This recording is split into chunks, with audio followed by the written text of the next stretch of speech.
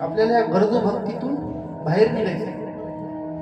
पण कवा निघू शकतो आपण या गरजू भक्तीतून बाहेर? जेव्हा आपल्या सगळ्या गरजा संपतात. आपल्या सगळ्या गरजा संपतील इथपर्यंत की आपल्याला मोक्ष पण देवाकडून नाही.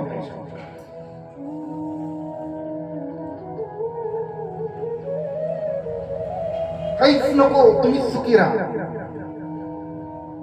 ज्या क्षणी आपल्यामध्ये हे भाव येईल त्या क्षणी आपलं खरं प्रेम राहील भगवंतांविषयी. मग तुम्ही मंदिरात जाऊ अथवा नका जाऊ, तुम्ही देवाचं नाव घेऊ अथवा नका घेऊ, तुम्ही फक्त तुमचे कर्म करत राहा. कारण की अर्जुनाला म्हणली होती ईश्वर, अर्जुना तुला पृथ्वी लोकांचं सगळं साम्राज्य तुझ्या नशिबात आहे. पृथ्वी लोकांचं सगळं साम्राज्य तुझ्या नशिबात आहे, पण तुला भेटेल कशावर? कर्माच्या सिद्धांतावर. मी तर तुझ्या नशिबात लिहून दिले म्हणली, पण तुला भेटेल कशावर? तर फक्त कर्माच्या सिद्धांतावर भेटेल. आणि तुला त्याच्यासाठी कर्म करावं लागेल बाळा, कर्म कर. आता अर्जुनाला दरडावून सांगितलं. तरी आपल्यातले काही लोक असतात, दे रे हरी पलंगावरी, दे रे हरी पलंगावरी.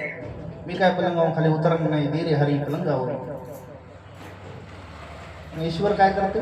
पलंग तोडून टाकतो.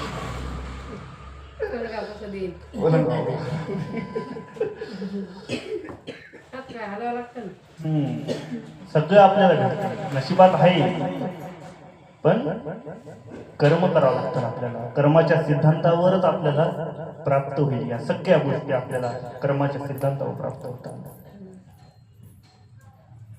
म्हणून आपल्याला आपल्या सगळ्या गरजा संपवाव्या लागतात. आणि ह्या गरजा कशा संपतात?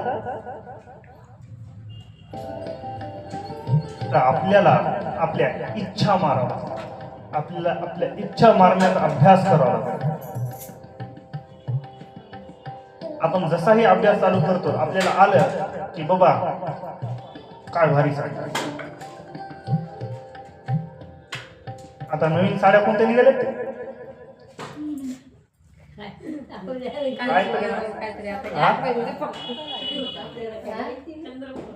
चंद्रपूर. असं नवीन नवीन काही निघालं आणि मनात आपल्या येते ना भाव, घ्या आपल्याला पाहिजे तर ते अगोदर ते भावच मारायचं. आपला अगोदर ते भावच दाबून टाकायचं की आपल्याला काहीच पाहिजे आहे. पण आपल्या मनात आलं की हे घे, नाही पाहिजे, हे घे, नाही पाहिजे. अभ्यास चालू ठेवायचा, नाही पाहिजे, नाही पाहिजे, नाही पाहिजे, नाही पाहिजे, नाही पाहिजे, नाही पाहिजे.